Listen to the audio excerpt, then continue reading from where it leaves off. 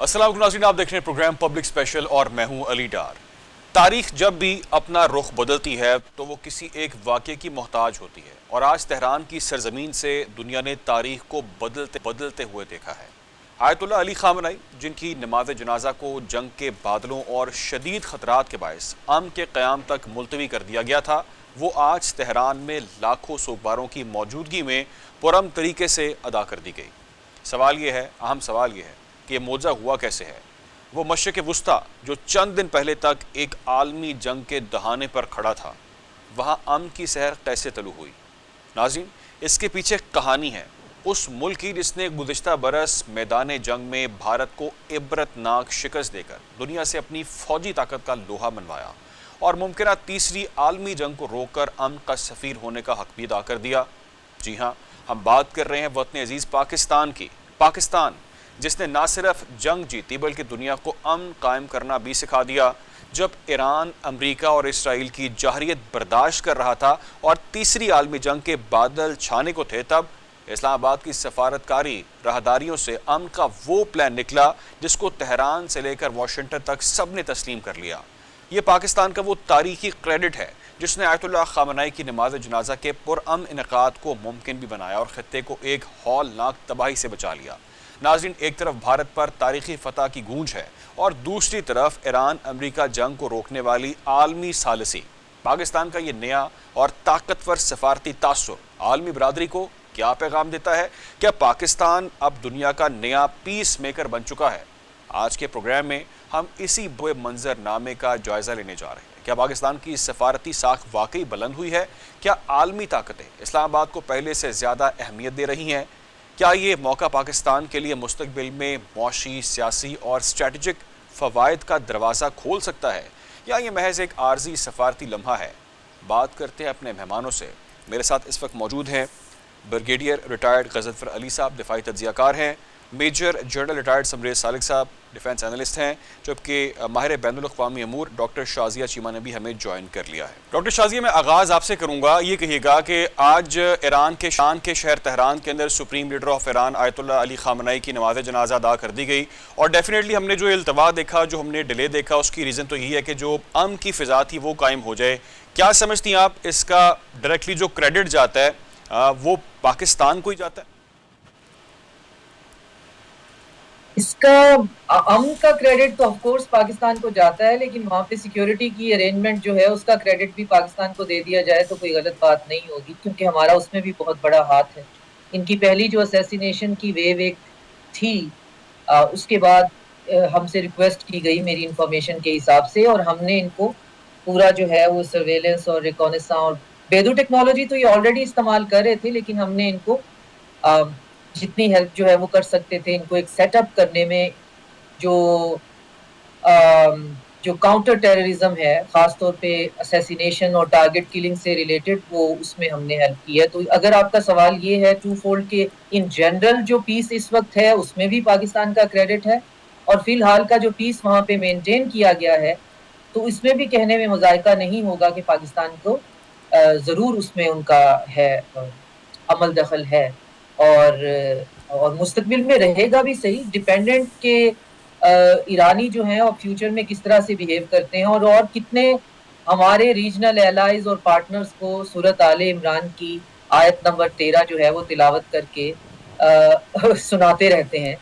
तो ये diplomatically unnecessary भी था, और ये मेरे उस चीज को रीइंफोर्स भी करता है कि ईरान को सबसे ज्यादा जरूरत है अपने नैरेटिव और रिटोरिक पे काम करने की। मेरा सवाल जो है, थोड़ा सा आपका सवाल से हट जाएगी बात, तो हमारे साथ बहुत दो सीनियर लोग मौजूद हैं, यकीनन आप सवाल उनकी तरफ ले जाना चाहेंगे तो फिर अगर गुंजाइश हुई तो हम इस पे भी बात कर लेंगे। राइट, समरेश साहब, do you agree with that? मैं पाकिस्तान को इसका डायरेक्टली क्रेडिट इसलिए दे रहा हूँ क्योंकि इस वक्त जो वहाँ पर एक अमन की फ़िज़ा है, जो माहौल है, जो वहाँ पर मामला अब आगे जिस तरह से बढ़ रहे हैं, अमेरिका और इसराइल ईरान सूरत हाल पे, आप क्या समझते हैं कितनी कंट्रीब्यूशन है पाकिस्तान की और क्या इसका और मज़ीद फ्यूचर होगा? फर्स्ट ऑफ ऑल अस्सलाम वालेकुम, डॉक्टर शाज़िया को भी सलाम, थैंक यू वेरी मच, आपने मुझे प्रोग्राम में लिया। इसमें कोई शक नहीं, आपका जो पॉइंट ऑफ व्यू है बिल्कुल मैं 100% उससे एग्री करता हूँ। ना सिर्फ जर्नल जो पीस की इन्वायरमेंट बनी है, जब ये हॉस्टिलिटीज़ ख़त्म हुई हैं, वो डेफिनेटली उसका फुल क्रेडिट पाकिस्तान को जाता है। पाकिस्तान वाहिद वो मुल्क था जो कि जिसके तल्लुकात तमाम पार्टीज़ के साथ, तमाम स्टेक होल्डर्स के साथ मसाली थे, चाहे वो अमेरिका है, चाहे ईरान, चाइना, रशिया। सो पाकिस्तान से बेहतर ये कोई रोल प्ले नहीं कर सकता था। तो ओवरऑल हमने जंग को रुकवाया ताकि ये जो उनकी तकरीब थी उसका इनेकाद हो सके। फिर जैसे डॉक्टर शादिया ने कहा कि इस तकरीब के इनेकाद में भी पाकिस्तान ने जो भी मदद कर सकता था वो ईरान की और उनको इस तरीके की इन्वायरमेंट दी कि कोई दुश्मन उसका फ़ायदा ना उठा सके। तो मैं बरबला कहना चाहूँगा कि दोनों सूरतों में पाकिस्तान को फुल क्रेडिट जाता है और फ्यूचर में मैं समझता हूँ कि एक टाइम ऐसा था जब हमारी और ईरान की जो इंटरेस्ट थे वो कन्वर्ज होते थे। फिर बीच में ऐसा टाइम आया जब 79 में सोवियत यूनियन अफ़गानिस्तान में आया तो हमारी डाइवर्जेंसेस आ गई और हम एक दूसरे से दूर हो गए। लेकिन अब जो फ्यूचर नज़र आ रहा है 21वीं सदी में, उसमें हमारी दोबारा से कन्वर्जेंसेस आ रही हैं। पाकिस्तान ने एक मिसाली किरदार अदा किया है ईरान को हेल्प करने के लिए, ईरान भी उसको रिकग्नाइज़ करता है और मुझे कोई शक नहीं कि आइंदा आने वाले सालों में और बहुत अरसे में ये जो है हमारे तल्लुकात बहुत मिसाली और अच्छे रहेंगे ईरान के साथ। ठीक है गजनफर साहब, इस वक्त ईरान की सड़कों में हम देख रहे हैं कि हज़ारों लाखों लोग मौजूद हैं, बहुत बड़ी तादाद में हाई प्रोफाइल लोग भी वहाँ पर हैं। क्या समझते हैं आप सर कि वहाँ पर ये जो अमन कायम हुआ है उसके बाद ये तदफीन का जो अमल हम देख रहे हैं और इसमें अल्तवा भी आया और वो इसीलिए डिले आया क्योंकि डेफिनेटली सिक्योरिटी पर्पस था, लेकिन पाकिस्तान का जो कलीदी किरदार रहा है कितना इंपॉर्टेंट है सर? देखिए मेरे ख्याल इसके जो है दो सेगमेंट हैं, दो इसके अपना कॉर्नर्स हैं जिनको देखना बड़ा जरूरी है।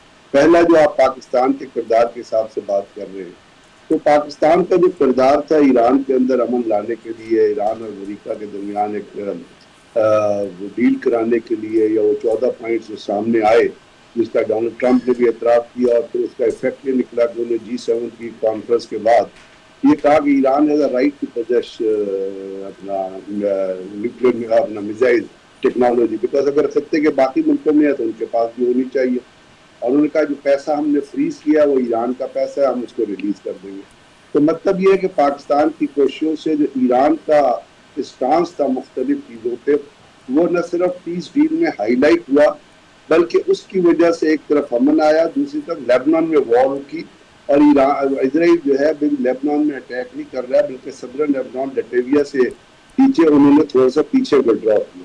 तो ये था पाकिस्तान का किरदार जिसकी वजह से आज आपको तदफीन जो है वो पॉसिबल होती नजर आई।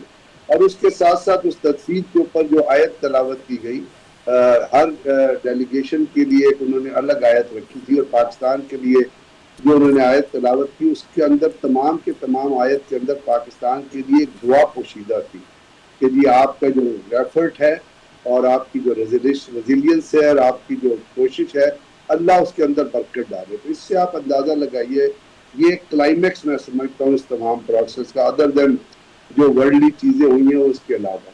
अब उसकी तरफ इसमें आपको फिर सिक्योरिटी के हिसाब से या इस जो मुजाहरा हो रहा है जिसमें कहते हैं कि 80 लाख लोग आएंगे और उसमें एक गमला भी नहीं गिरा और 3 शहरों में वो बॉडी जाएगी, उसके अंदर सोली एक्सक्लूसिवली ईरान के अवाम का किरदार, इसलिए कि जिस वक्त जंग हो रही थी वो एक लोहा बनी हुई दीवार की तरह खड़े हुए थे, बल्कि उस जंग के दौरान तेहरान स्क्वायर के ऊपर न सिर्फ उन्होंने पाकिस्तान तशक्कुर पाकिस्तान की रैलीज की बल्कि उन्होंने बॉय अपना मास मैरिजेस की in the middle of the war. और अल्लाह का शुक्र है कि that caution a different stage played the trick और उसकी वजह से पाकिस्तान का एक वर्ल्ड लेवल के ऊपर जो एक इमेज कायम हुआ है वो मिलता है ईरान की रेजिस्टेंस के साथ। ये मत भूलिएगा, ईरान अगर रेजिस्ट ना करता तो शायद पाकिस्तान का भी इतना इमेज ऊपर न जाता, लेकिन पाकिस्तान की कोशिशें जो है वो कंट्रीब्यूट की ईरान की पॉलिसी ने, ईरान के लोगों ने, और जो ईरान ने अपनी एक मिलिट्री स्ट्रेटजी अडॉप्ट की थी जिसके जरिए उन्होंने अपने जितनी भी कमांड थी उनको डिसेंट्रलाइज कर दिया था 30 हिस्सों में। ठीक, सबरी सालिक साहब मैं आपसे ये चाहूँगा इस पर आप अपना जवाब ज़रूर दीजिएगा जो कि गुफ्तगू भी किया है गजनफर साहब ने। एक तो सर जो पाकिस्तान ने सफारती महाज संभाला, जो पाकिस्तान ने दीगर ममालिक से रब्ते किए, इस तमाम तर सिचुएशन पे जब बहुत ज़्यादा हालात ख़राब थे, कशीदगी थी, अमेरिका के दरमियान, ईरान के दरमियान, इसराइल के दरमियान, उसमें जो पाकिस्तान का रोल रहा उसको किस तरह से देखते हैं आप समझते हैं कि पाकिस्तान अब एक काबिल एतमाद सालिस है, दुनिया पाकिस्तान पर एतबार कर रही है, एतमाद करती है, और जो खारजा पॉलिसी है पाकिस्तान की वो कामयाबी की तरफ गामजन है? मैं ये कहना चाहूँगा कि इस पर कोई शक नहीं कि पाकिस्तान ने 2025 में अपना अस्करी लोहा बनवाया और 2026 में अपना सफारती लोहा बनवाया। 25 में हमने अपनी क्रेडिबिलिटी इस्टेब्लिश की कि पाकिस्तान एक रीजनल पावर है और वो किसी के डराने धमकाने में नहीं आएगा, और उसने बहुत अच्छे तरीके से एक बड़े दुश्मन को बहुत बुरी शिकस्त दी। 26 में नई सिचुएशन इमर्ज हुई जहाँ पे कि वो जो हमारा दुश्मन है जिसको हमने शिकस्त दी थी 2025 में, उसने ख्वाब देखना शुरू कर दिए कि ईरान में अगर अमेरिका और इजराइल की मर्ज़ी की हुकूमत आ जाती है तो इंडिया जो है वो पाकिस्तान को 3 डायरेक्शन से प्रेस करेगा, अफ़गानिस्तान, इंडिया और ईरान। सो ये हमारे नेशनल इंटरेस्ट में था, रीजनल इंटरेस्ट में था, हमारे एक ब्रदर मुल्क के इंटरेस्ट में था कि पाकिस्तान ने एक सफारती रोल अदा किया, एजेंट ऑफ पीस के तौर पे उभरा, और पाकिस्तान ने बहुत मुस्बत अपना एटीट्यूड अडॉप्ट करते हुए दोनों पार्टीज़ जो कि 45 ईयर्स से इकट्ठी एक दूसरे के सामने नहीं आई थी, उनको एक कमरे में बिठाया, एक टेबल के ऊपर बिठाया। तो बहुत बड़ी ये कामयाबी है। इवन 25 में भी मैं कहना चाहूँगा कि दुनिया ने पाकिस्तान को देखने के लिए अपना प्रिज्म चेंज किया। उससे पहले किसी और नज़र से देखते थे, अब वो किसी और नज़र से देखते थे। उसी की कंटिन्यूएशन में जो 26 में हमने सफारती कामयाबियाँ हासिल की, इससे पाकिस्तान की जो स्ट्रेटेजिक जो आउटलुक है वो और पहले से ज़्यादा बेहतर हुई। तो इसमें कोई शक नहीं कि दुनिया भी पाकिस्तान को एक रिस्पॉन्सिबल और एक बहुत ही मैच्योर स्टेट के तौर पे देखती है। ठीक है डॉक्टर शाजिया, जैसे कि हमने बात की ईरान की और भारत का भी जिक्र किया अभी जनरल साहब ने, ईरान के इंडिया के साथ ताल्लुकात कैसे रहे माजी के अंदर सबको मालूम है, बड़े अच्छा एक स्ट्रॉन्ग बॉन्ड था दोनों कंट्रीज़ का, लेकिन अब आप समझते हैं कि उनको आइडिया हो गया है कि भारत की पोजीशन क्या है, कितना स्ट्रॉन्ग है भारत, और पाकिस्तान की इंपॉर्टेंस क्या, इसका आइडिया हो चुका है ईरान को? बिल्कुल हो चुका है, और अगर नहीं हो चुका तो उनका अपना नुकसान है। बात यह है कि बदलते हुए हालात का अंदाज़ा गल्फ के कंट्रीज़ को हो चुका है, ईरान को हो चुका है, इवन इंडिया को हो चुका है कि आपके पास एक तो डिटरेंस होनी चाहिए, आप डिटर कर पाएँ, और साथ में पॉलिटिकल विल होनी चाहिए खुद को जो है वो इस हद तक कंट्रोल करने की कि आप फिर पीस के लिए काम कर सकें। तो ये दोनों काम जो हैं वो हिस्ट्री में भी हम देखें तो काफ़ी मुश्किल दिखाई देते हैं। ताकत जो है, एब्सोल्यूट पावर जो है वो एब्सोल्यूट करप्शन साथ लेके आती है, और ताकत का मतलब ये होता है कि आपने अपने इर्द-गिर्द वालों को डराना है, धमकाना है, हेजमॉन बनना है, बुली करना है। तो पाकिस्तान ने एक जो नया एक फ्लेवर दिया है, ये कोई बहुत मतलब ऐसी चीज़ नहीं है कि बहुत यूनिक है, ऐसा कभी हुआ नहीं है, लेकिन करना बहुत मुश्किल है कि आपके पास ताकत भी है लेकिन आप उस ताकत का जो बिला जवाज़ मुज़ाहरा करना जो है वो आपकी पॉलिसी में नहीं है। उससे फिर आपका जो रीजन के अंदर एक स्टैंड होता है, उस पे यकीनन जो है बहुत से मुल्क जो हैं वो आप पर भरोसा भी करते हैं, और फिर बसा औकात आप पे तकिया भी करने लग जाते हैं। और हिंदुस्तान जो है, भले उसने जितना ही हमने सैंक्शंस को अबाइड बाय किया, और ईरान के मामले में इंटरनेशनल लॉ अबाइडिंग कंट्री होने की वजह से ईरान ने उसे जितना भी बाईपास किया और जैसे भी किया, और इंडिया ने, और ईरान उसको अपनी फैसिलिटेशन समझता हो, लेकिन इसके बावजूद अब के वक्त में इंडिया जो है वो इररेलेवेंट है रशिया के लिए, इररेलेवेंट है अमेरिका के लिए, इररेलेवेंट है और किसी भी कंट्री के लिए किसी भी सूरत में जो है वो ना तो कोई फायदा है ना नुकसान है। हाँ, एक उसकी सिनिसिज्म जरूर है, और वो ये है कि वो क्रॉस बॉर्डर टेररिज्म जो है वो उस लेवल की जो गुंडागर्दी है वो करते रहेंगे जो छोटे पैमाने की होती है, वो उससे वो इस रीजन को जो है वो नुकसान पहुंचाते रहेंगे। लेकिन रिसेंटली आपने देखा कि हमारी जो इंडो पैसिफिक कमांड है हमारी, क्या अमेरिका की, तो उसको पैसिफिक कमांड फिर से कर दिया गया है इंडो का लफ्ज हटा के। तो उनको भी पता चल गया है कि इंडिया अब हमारे किसी काम का नहीं है, चाइना को नहीं कंटेन कर सकता, और शायद चाइना को कंटेन करना हमारे लिए पॉसिबल भी नहीं है, उसके लिए हमें कहीं और जाना पड़ेगा। फिलहाल इस स्ट्रेटेजिक पॉज का हम जो है वो देखते हैं, और जो हमने एमओयू से हासिल किया है, और इस स्ट्रेटेजिक पॉज में देखते हैं बैठकर अगेन बहरीन में कि क्या गल्फ के कंट्रीज अभी भी मिलकर स्टेट ऑफ हुर्मुज को खुलवाने के लिए तैयार हैं, जैसे सेंटकॉम ने रिसेंटली एक कॉन्फ्रेंस की है, सबको उकसाने की कोशिश की है कि हम अपना वेट कर सकें ना। तो उस सारे वेट कर सकने में जो बड़ी ताकतें हैं उनको इंडिया जो है वो इररेलेवेंट ही नजर आ रहा है। एग्जैक्टली। तो ईरान को इररेलेवेंट ही नजर आएगा, हर मामले में इररेलेवेंट नजर आएगा। राइट। अब ईरान के ऊपर जिम्मेदारी जो ये है कि इररेलेवेंसी तो अपनी जगह, लेकिन ईरान के लिए एक मेच्योर कंट्री की तरह बिहेव करना और इस बात से सबक सीखना कि डेथ फॉर अमेरिका ने पिछले 40 साल उनको कुछ नहीं दिया, और इसी तरह और मुल्कों के बारे में भी मैं दोबारा से सूरत आले इमरान की बात करूंगी। ब्रिगेडियर साहब बता रहे थे कि उन्होंने हमारे लिए बड़ी अच्छी सूरत को चुना, लेकिन सऊदी अरेबिया के लिए उन्होंने जो सूरत चुनी उनको नहीं, उसके लिए ना वो मौका था ना महल था। और जब हम साथ लेकर पाकिस्तान एक जॉइंट फ्रेमवर्क के तौर पे ग्लोबल साउथ के कंट्रीज का रीजनल प्रॉब्लम को रीजनल सोल्यूशन की हम तकरीरें कर करके थक गए हैं, तो फिर हम इकट्ठे जीतेंगे और इकट्ठे हारेंगे। यहाँ पे कोई अकेला मुल्क ऐसा नहीं होगा वो यूनिपोलैरिटी से जो है वो अकेला बच जाएगा और बाकी जो है हम तो फिर बहुत सेफ साइड पे हैं। तो ये ईरान को अपने रवैये में एक मेच्योरिटी और ये रियलाइजेशन लाने की जरूरत है कि खिता उनसे इंटिमिडेट है। खिते को दोबारा से इस तरह के जो है मौके नहीं देने हैं जिसमें आप सरेआम उनके डेलीगेशन को बुलाकर कह रहे हैं कि दो अफवाज खड़ी हैं, तो एक के लिए तब्दीली है और एक जो है वो हक के साथ है और दूसरी। ब्रिगेडियर साहब, मैं चाहूंगा इस पे जो डॉक्टर शाजिया ने बात की है इस पर एक तो आप अपना रूर दें, और इस वक्त इंडिया की क्या पोजीशन है, क्या सिचुएशन है और पाकिस्तान की इंपॉर्टेंस क्या, उस पर बात करेंगे एक ब्रेक के बाद। वेलकम बैक नाज़रीन। ब्रिगेडियर गजनफर साहब, मैं आगाज़ आपसे करूंगा इस सेगमेंट का, क्योंकि बात हो रही थी इंडिया के हवाले से। मैं चाहता हूँ अपना डिटेल इस पर आप रिस्पॉन्स दीजिएगा कि इस वक्त इंडिया की क्या पोजीशन है, क्या सिचुएशन है वहाँ पर। इंडिया इररेलेवेंट तो हो चुका है, और पाकिस्तान की इंपॉर्टेंस की अगर हम बात करें, जो पाकिस्तान ने अपना लोहा मनवाया दुनिया भर के अंदर, क्या समझते हैं आप इसका फ़ायदा पाकिस्तान को किस तरह से पहुँचेगा आने वाले कुछ दिनों के अंदर या कुछ महीनों के अंदर या सालों के अंदर?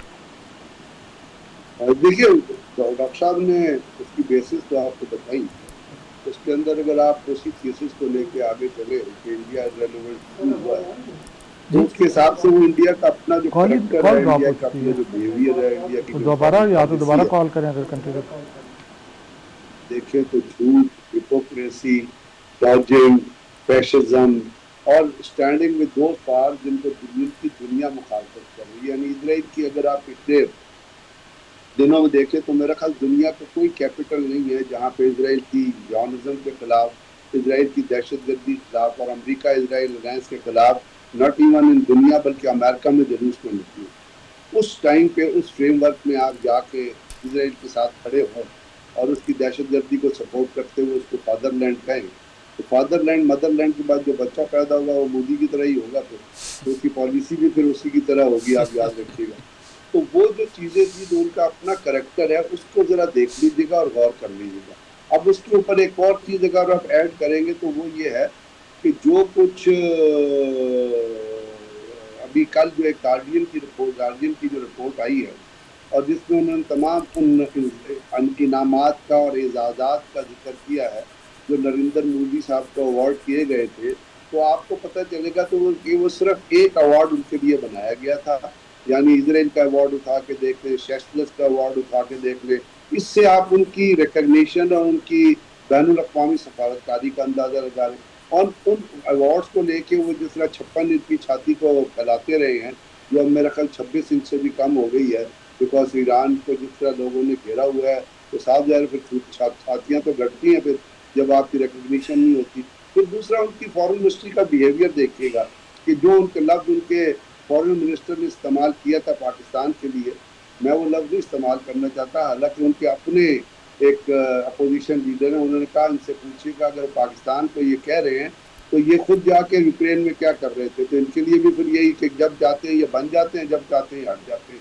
तो वो आवाज़ें उठ रही हैं। जब वो वापस आए थे इजराइल से तो आपको पता है कि उनकी पार्लियामेंट के अंदर कांग्रेस ने कहा था कि ये अवार्ड जो मोदी साहब को दिया गया है ये तो अवार्ड भी नहीं है। और मैंने कहीं एक तरह से इजराइल की ऑफिशियल अवार्ड लिस्ट चेक की थी तो इस नाम का कोई अवार्ड उस ऑफिशियल रिवार्ड लिस्ट में एग्जिस्ट ही नहीं कर रहा था। तो एक दिन पहले लिए उनके लिए बनाया जाता है, क्योंकि जैसे मैंने कहा कि फादरलैंड और मदरलैंड की बात तो फिर यही प्रोडक्शन होगी।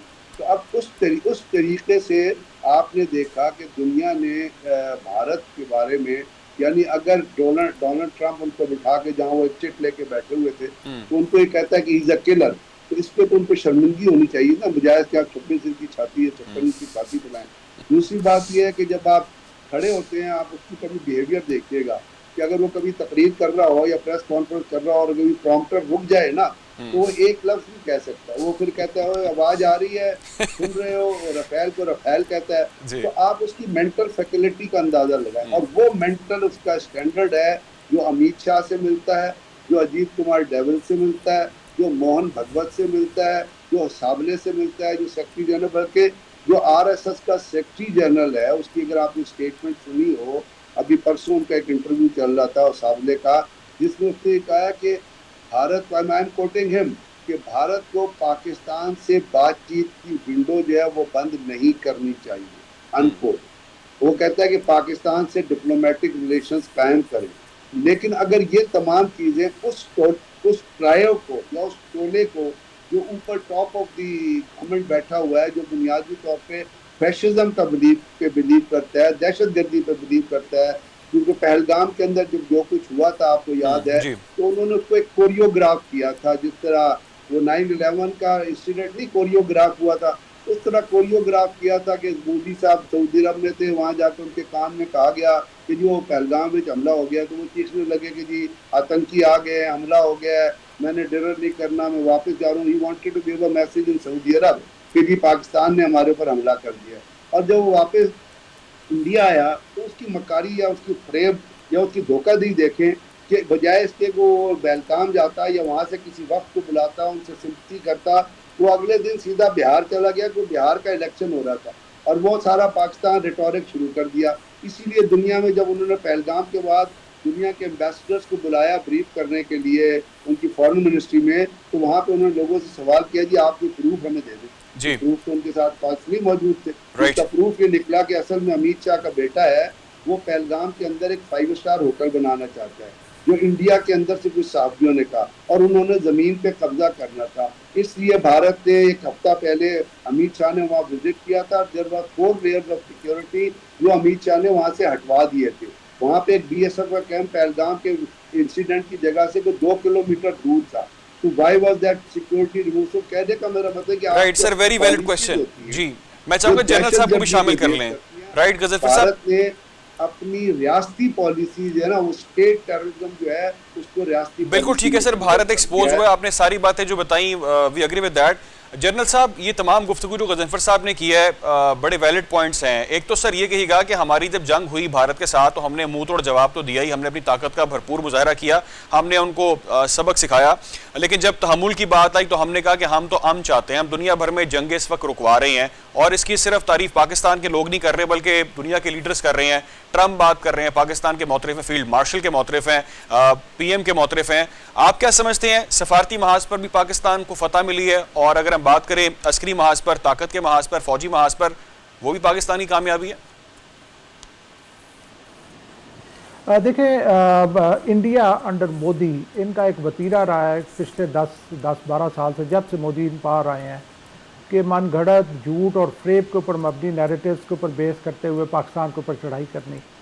2025 में मई में उसी को उन्होंने कंटिन्यू किया, और उन्होंने ये समझा कि हमने इस पर मास्टरी अचीव कर ली है। लेकिन ये कि आप अगर देखें दोनों मुल्कों के जो लीडरशिप का जो एटीट्यूड था, एक तरफ जिंगोइज़म था, नारेबाजी थी और फ्रेब था, और दूसरी तरफ ग्रेस था, कंपोजर था, और हतुल वसा कोशिश थी कि जंग का रास्ता ना अडॉप्ट किया जाए। लेकिन ये कि पूरी तैयारी थी कि अगर वो इस तरह का काम करता है तो उसको मुंह तोड़ जवाब दिया जाएगा। आपको मिलिट्री हिस्ट्री में शायद ही कोई ऐसी जंग नज़र आए जिसमें कि इतना सडन, इतने शॉर्ट टाइम में इतना कंक्लूसिव जो डिफीट जो है वो इम्पोज की गई हो, वो भी उस पार्टी के ऊपर के जो कि लार्जर इन साइज़ है और जो कि एग्रेसर था। तो मैं ये कह रहा था कि पाकिस्तान ने उस वक्त भी कोशिश की कि ये रास्ता ना अडॉप्ट किया जाए, और उसके बाद जब ईरान के साथ की तरफ अमेरिका ने वहाँ पे ईरान पे हमला किया तो उस वक्त तो पाकिस्तान एक एजेंट ऑफ पीस के तौर पे इमर्ज हुआ। मैं यहाँ पे ये बात कहना चाहूँगा बहुत ब्रीफली कि मोदी जो है वो हमारे लिए ब्लेसिंग इन डिस्गाइज है। मैं मोदी की लंबी ज़िंदगी, लंबी हुकूमत के लिए दुआ करता हूँ, क्योंकि जो काम हमने करना है वो मोदी खुद कर रहा है। सेकुलरिज्म जो है वो सेंटर ऑफ ग्रेविटी है इंडिया का, उसको वो बुरे तरीके से हर्ट कर रहा है। आप देखें कि मोदी ने पर्टिकुलरली पिछले साल में इंडिया को कहाँ से कहाँ पहुँचा दिया है कि अब इंडिया को अपनी जगह तलाश करने में दुश्वारी पेश हो रही है। जो उनका बहुत बड़ा स्ट्रेटेजिक पार्टनर था उसके सामने भी उसकी कली खुल गई कि ये इसकी क्या वर्थ है।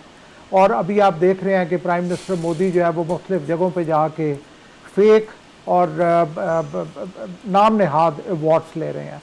सो मैं तो ऑल्दो हमारी यही ख्वाहिश होती है कि मोदी अगले इलेक्शंस हारे, लेकिन मैंने तो पिछले इलेक्शन में भी दुआ की थी कि मोदी हुकूमत में रहे, क्योंकि वो काम कर रहे हैं इंडिया के साथ जो हमें करने की ज़रूरत है। राइट डॉक्टर शाजिया, इंडिया की जब हम बात करते हैं तो पहला माइंड में जो ख्याल आता है वो आता है झूठ, वो आता है मन घड़त बातें, मन घड़त कहानियाँ। हमने देखा किस तरह से फॉल्स फ्लैग ऑपरेशन किए गए पाकिस्तान के खिलाफ, किस तरह से फॉल्स मीडिया ने रिपोर्ट किया, झूठी खबरें पाकिस्तान के बारे में चलाई, ब्लेम गेम हमने देखा बार बार की जाती रही, पाकिस्तान प्रूफ मांगता रहा, लेकिन यहाँ से सिर्फ जो है बढ़के मारी गई। क्या समझती हैं आप, भारत का ये झूठ जो है अब दुनिया भर में एक्सपोज तो हो गया है और पाकिस्तान को इसका फ़ायदा ही फ़ायदा हो रहा है कि पाकिस्तान जो बात कर रहा था अब वो बिल्कुल क्लियर होती जा रही है? ये जो बात आप कर रहे हैं वो तो 100% सही है। अगर इसको अगर थोड़ा सा फिलोसॉफिकली भी देखें तो हमने रिसेंट हिस्ट्री में ये भी देखा कि सिर्फ नैरेटिव की बेस पे, अगरचे कि मेरा सब्जेक्ट है लेकिन फिर भी मैं बड़े दुख के साथ कह सकती हूँ कि सिर्फ नैरेटिव की बेस के ऊपर आप रियलिटी क्रिएट नहीं कर सकते। और आप अपनी पूरी जो कौम है उसको एक नैरेटिव के पीछे लगाकर उनको ये इंटरनलाइज नहीं करवा सकते कि वो दुनिया की सबसे बड़ी डेमोक्रेसी है, कोई दूसरी तीसरी बड़ी इक्तिसादी ताकत है, चाइना का पीयर कंपेटिटर है, इस रीजन का हेजमॉन है, वहाँ पे हर चीज हंकी डोरी है, दूध की नहरें बहती हैं, गुर्बत तो कहीं नजर ही नहीं आती और बस हम चंद्रिया पे जाने वाले हैं और सूर्या हमारा इंतजार कर रहा है। तो ये सारी बातें जो हैं एक बबल के अंदर मीडिया बम्बार्डमेंट से आप आम बंदे को जरूर इंटरनलाइज करा सकते हैं, लेकिन उसका रियलिटी चेक जो है वो उनको एक कलेक्टिव शॉक में ले जा सकता है। और आप देखें कि इंडिया के जो लोग हैं, इंडियंस हैं, वो आपको कलेक्टिव शॉक में नजर आते हैं। उनके लिए ये चीज एकदम से बड़ी नई है कि क्या मतलब चाइना के हम पीयर कंपेटिटर नहीं है। तो क्या उनको किसी इक्तिसादी माहिर ने नहीं बताया था, उनको किसी मुआशी ने, किसी अस्करी माहिर ने ये नहीं बताया था कि आप उसके करीब भी नहीं है, पीयर कंपेटिटर होना तो बहुत दूर की बात है। या ये कि हम कोई बहुत बड़ी डेमोक्रेसी नहीं है, जब उनको पता चल रहा है कि डेमोक्रेसी तो यहाँ पे आपने बिहार के इलेक्शन में 2000 पर जो है वो फैमिली देकर तो वोट खरीद लिए हैं और फॉल्स फ्लैग ऑपरेशन कराकर आप जो है एक कल्ट से वोट ले रहे हैं। तो ये चीजें कौमों के लिए बहुत डेंजरस होती हैं। रियलिटी जो है, जैसे अब देखिए मैं और आप पावर कॉरिडोर में रहने वालों का सबसे पहली उनकी ड्यूटी ये है कि हमें एतमाद में लिया जाए, हमें अपना स्वॉट एनालिसिस बहुत रियलिस्टिकली बताया जाए और उसको उस हद तक खींचा जाए जहां पे हम एज अ कौम उनके साथ खड़े हो जाएं, जैसे ईरानियों ने किया। ईरानी बहसियत कौम फिर साथ खड़े हुए। आप आज तक आप देखें जो फॉल्स फ्लैग ऑपरेशन को और ऑपरेशन बनियान और मरसूस को कितना टाइम हो गया, अब जाकर इन्होंने बताया है कि इनके 6 लोग जो है वो शहीद हुए हैं। आप इमेजिन करें उन फैमिलीज को, जिन उस बीवी को, माँ को, बहन बेटी को, जिसकी प्राइड ही ये है कि वो शहीद की बेवा, शहीद की बहन, शहीद की माँ है। इतना टाइम गुजर गया है, आपने ना उन्हें शहीदों की तरह दफन किया, ना एक प्रोटोकॉल के तहत उनके डिस्ट्रिक्ट में जाकर कोई इंफॉर्मेशन दी। एक गुमनाम जो है, जैसे कोई चोर मर जाता है। और आज आप इतने टाइम के बाद अपनी 6 कैजुअल्टीज जंग के अंदर, तो कौमों का हौसला होना चाहिए। ठीक है डॉक्टर शादी चीमा, एक ब्रेक लेनी है, फिर कुछ और अहम इश्यूज पे बात करेंगे। डॉक्टर शाजिया, फ्यूचर क्या देख रही हैं आप? जो पाकिस्तान ने सालसी का किरदार अदा किया, आप समझती हैं गैस पाइपलाइन का जो मामला है वो मुकम्मल हो जाएगा, पाकिस्तान को सस्ता तेल मिलेगा, वो फायदा होगा? इसका फ्यूचर देखें, ये इसमें है कि जो खास तौर पे अमेरिका में ऊंट किस करवट बैठता है, इसका हमारा इस पूरी बात का फ्यूचर टिका हुआ है कि 2028 में जेडी वैंस जो है या मार्को रूबियो। जेडी वैंस जो है वो हवा के बदलते हुए रुख के देखते हुए खुद को जो है वो अमेरिका फर्स्ट के तौर पे पिच कर रहे हैं और उसका बैकलैश भी ले रहे हैं। एपैक लॉबी ने उनको बिल्कुल सपोर्ट नहीं करना। मार्को रूबियो जो कि प्रोडक्ट ही एपैक की है, तो वो अपना वही स्टांस लेके चल रहे हैं। तो ये फ्यूचर के डिसीजन जो है ये क्या, ये इसराइल जो है ह्यूमैनिटी के कॉन्शियस पे एक बर्डन है, एक लाइबिलिटी है, क्या ये प्रॉपर तरीके से अमेरिका के साथ रेजोनेट कर गया है या नहीं कर गया? अगर नहीं कर गया तो इस रीजन के अंदर सुकून नहीं होगा, और अगर सुकून नहीं होगा तो फिर इसके इक्तिसादी मंसूबे जो हैं वो भी इसी तरह होंगे, फ्लक्चुएशन में ही रहेंगे, बन जाएंगे, नहीं बनेंगे। हमें यहाँ पे सुकून की जरूरत है अगर यहाँ पे हमने इक्तिसादी जो है वो तरक्की देखनी है। राइट। ब्रिगेडियर साहब, क्या समझते हैं आप सर, इसका फ्यूचर क्या होगा? आने वाले दिन कैसे होंगे? को पाकिस्तान को फ़ायदा होता देख रहे हैं आप? कोई तेल मिलेगा सस्ता, कोई गैस पाइपलाइन का मंसूबा जो है मुकम्मल होगा?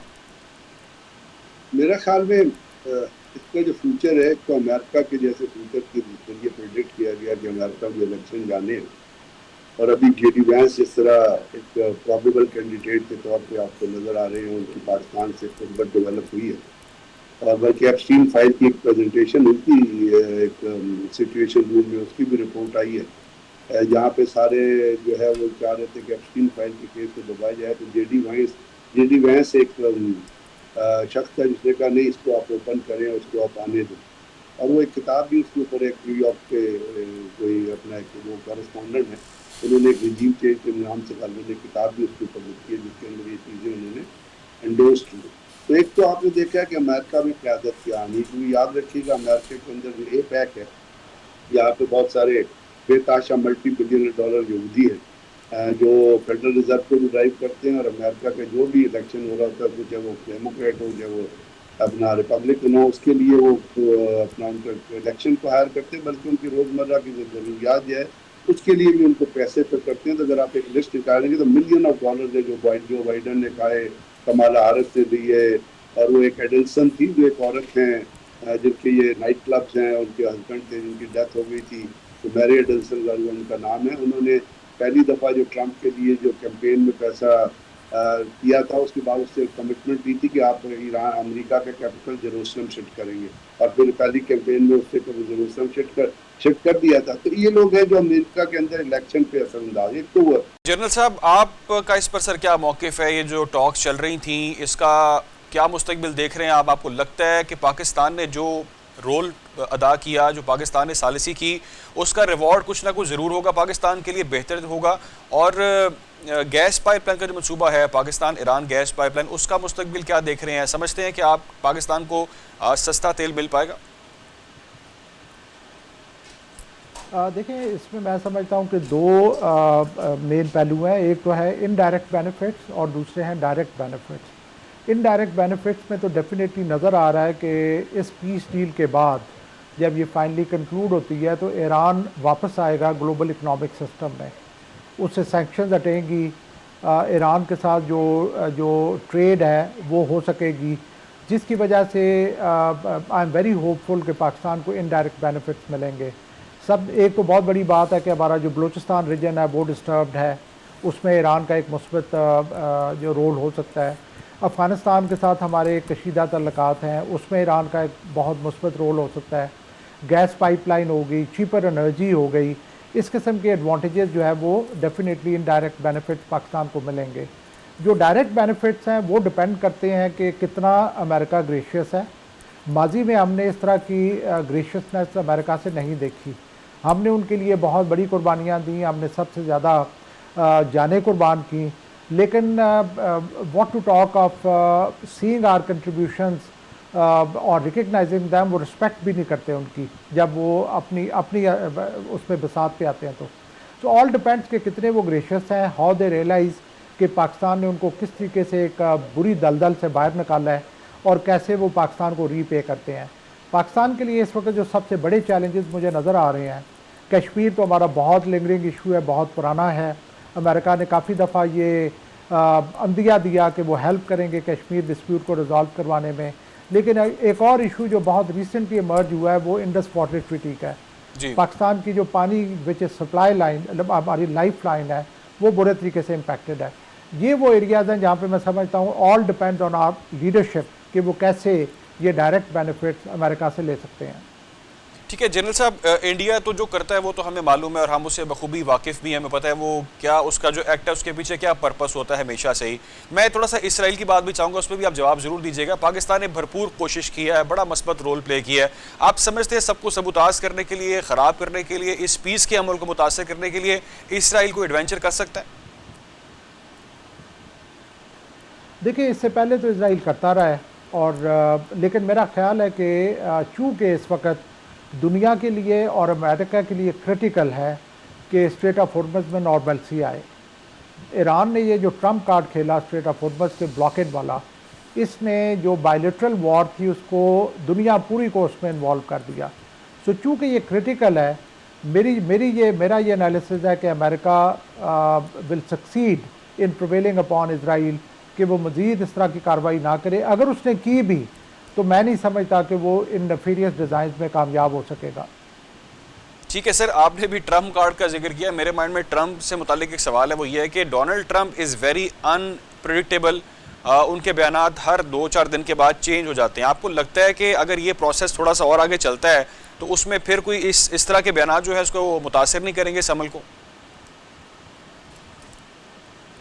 देखिए कोई शक नहीं कि डोनाल्ड ट्रम्प बहुत अनप्रडिक्टेबल है, लेकिन ये है कि इरैशनैलिटी की भी कुछ लिमिट्स हैं। चूँकि there are ground realities, America अपना military might, military muscle apply करके देख चुका है और उसे खातर खा उसमें कामयाबी नहीं हुई बल्कि उसके नुकसानात हुए हैं। एक भी ऑब्जेक्टिव वो अपनी मिलिट्री माइट से अचीव नहीं कर सके। मेरा नहीं ख्याल कि कोई बंदा इतना सर लीडर को तो शहीद किया उन्होंने, सुप्रीम लीडर को तो शहीद किया सर, मैं कतई कलामी की माजरत चाहूँगा। एब्सोल्युटली, उसके बारे में मैं ये कहना चाहूँगा कि ये जो अल्लामा इकबाल का शेर है, शहीद की जो मौत है वो कौम की हयात है।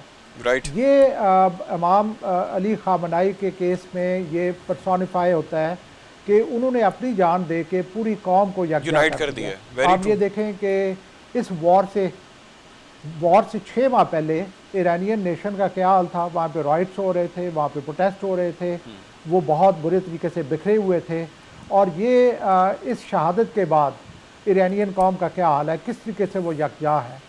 मेरे नज़दीक ज़िंदगी जो है वो तो जानी ही जानी है, लेकिन उसका मुसर्रफ क्या है, उसका इस्तेमाल किस काम में आती है, ये बहुत एक खूबसूरत एग्जाम्पल है कि जहाँ पे एक सुप्रीम लीडर ने अपनी जान दे के अपनी कौम को यकजा कर दिया। बिल्कुल आपने ठीक बात की। एक तो उन्हें शहादत का रुतबा मिला और दूसरा है कि कौम को उन्होंने यूनाइट कर दिया। बहुत शुक्रिया आपके वक्त के लिए।